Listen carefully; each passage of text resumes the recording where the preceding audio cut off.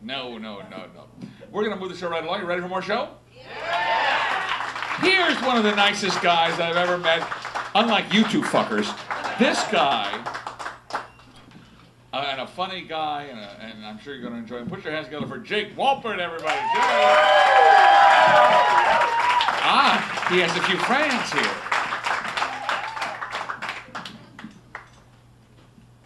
Can't take these guys anywhere over here. How's everybody doing? You guys excited? I'm happy you made it. I'm excited, I'm recently single, which is great. I think having a girlfriend is more of a winter sport anyway. But now I realize that a lot of my friends are getting engaged. But, whatever. But since I'm single, they've been trying to set me up. And my buddy's fiance came up to me the other day, and she was like, "Hey, Jake, I got this friend Michelle. She's super nice. You should go out with her." And I was like, "Well, I love your enthusiasm, so yeah, I'll go out with her." So I went out with Michelle, and she was super nice, but she was also hideous. Yeah, ugly as shit. Apparently, super nice means her face caught fire and it was put out with a brick. Yeah, I know. It was worse for me. Super nice means she's got a mustache and a lisp. That's not the girl I'm looking for. I don't think anyone is. Now, I'm not a catch, but at least I'll admit that. And so will my friends. All of them. You want to know how my friends describe me? Tall, not so funny comedian. But at least they're honest. Girls, you can never get a straight answer from them because they use key words. They'll say stuff like, "Stephanie's really nice. You'd have so much fun with her." And then you see Stephanie. Ugh. And then you get the fuck out of there. Or how do they describe their slutty friends? They're like, "She's a blast.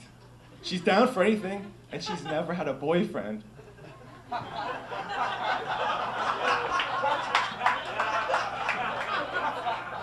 then I'm like, all right, I'll go out with this one, but don't tell anyone.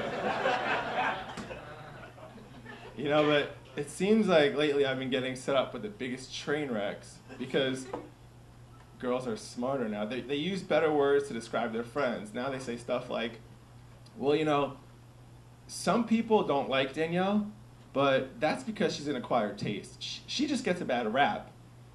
And I'm like, no, Gorgonzola cheese is an acquired taste. Danielle's a bitch. I don't see Danielle getting hammered. I don't see Gorgonzola cheese getting hammered drunk and stumbling home alone. But they keep defending her. They're like, no, she just has to warm up to you. What is she, a Rottweiler? Should I put my hand out so she can smell it? I like him. He smells like money. But it's not just women. I don't want you to think I'm picking on you, even though I am. Ask a guy what he does for a living. A guy will say, "Yeah, I'm in sales." Sales? You work at Dwayne Reed. You wear a blue vest to work. That's not sales. You sell chapstick.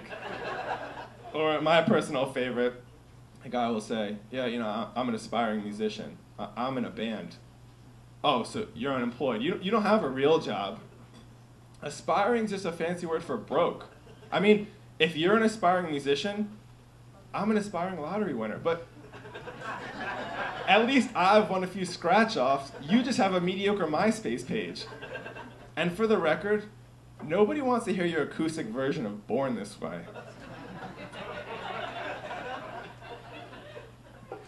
Aspiring means you live in your parents' basement and you still sleep in a bunk bed. It's funny that band practice has to be done by 6 so you can be home for dinner. But you know what? We both lie, men, women, and it's because society sets the bar too high. Like the other day I was driving and I saw one of those bumper stickers and it said, "Proud parent of a Thomas Jefferson graduate honor student." And I fucking hate those, but I started to think, it was old and it was a little faded, and I noticed that in the top, in the back windshield, they didn't have like a Rutgers University or, the Marines. So I was like thinking, why don't they have, what did this kid grow up to do? And it's probably because they don't make a moderately proud of a ITT Technical Institute graduate, or a not so thrilled parent of taking some time off to figure shit out while I move in with my 42-year-old boyfriend. Bumper sticker. It's probably too long. How many of you guys follow horoscopes? Anybody horoscopes? All right, you might want to cover your ears for this one. You're not spiritual, you're an idiot. I mean, why don't you just use a magic 8-ball or a Chinese fortune cookie? You know what though, the people who write the horoscopes are just lazier psychics. I mean, they trade their crystal ball for the back page of a local newspaper. Major upgrade that is. And why do we think that the palm readers on the corner are sketchy and weird when horoscopes are so true and know me so well? I mean, at least the palm readers have to lie to your face. But here's how I know that the horoscopes are bullshit. I was born in June, so I'm a Cancer. And my symbol is a crab. Cancer and a crab. I mean, those are two things I've been trying to avoid. Now they're with me for life? Fuck that. But now, I don't know if you guys heard, they're adding a 13th sign. The signs are changing, right? You guys heard about this? Sorry for the people who got the Scorpio tattoo. But I'm really excited. I did some research, and this sign, the new one, makes my sign seem great. You guys ready for the new sign? It's called herpes. Yeah. Not going to change it anymore. You're stuck with this one.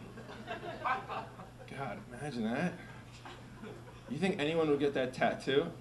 Be like, tattoo artist would be like, let me get this straight. You want a canker sore on your wrist? All right, it's going to burn, but this is going to look great. Or imagine reading the horoscopes with your friends. Everyone's gathered around the newspaper, and they're like, hey, Jake, what's your horoscope? I'll read it for you. Oh, you're a herpes? All right, I'll read it from back here. You fucked up. Urinating will be painful. The new moon brings new cold sores. Don't share cups. Urinating will be painful. You'd be like, fuck. Your unlucky numbers are 7, 8, 19, 16, 22, and 41. You're compatible with leprosy. You'd be like, fuck! Should have never hooked up with that Gorgonzola cheese chick. Acquired taste my ass. Fucking astrology. You guys ever notice that cab drivers are always on the phone? Who could they be talking to for 12 straight hours? The time you get in the cab, they're on their Bluetooth, so you can never really hear who they're talking to. You just hear a bunch of mumbling. I always figured they were just talking shit about me to the cab drivers. Until the other day, I lost my credit card. I was in a cab and I realized I lost my credit card. So, I called Chase to get it canceled, and guess who answered the phone? Ahmed in the front seat. Yeah, it's crazy. I was shocked. Apparently he's a 24-hour service customer representative for Chase. Talk about killing two birds with one stone. You want to hear the crazy thing? He still put me on hold. I watched him put me on hold. And I was like, this is ridiculous. Hey, just drop me off in the corner. And you know what he said? He said, hang on a second. I'm on the other line with some asshole who lost his credit card. That's my time. Thanks a lot, guys.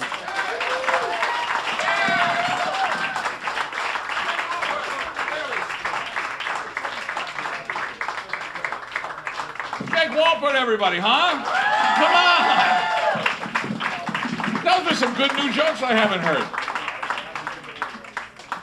Very funny guy. That was, who's here for Jake? Who's here for Jake? Oh, look at this. Oh my God, see, it's good when you bring people to support you like that.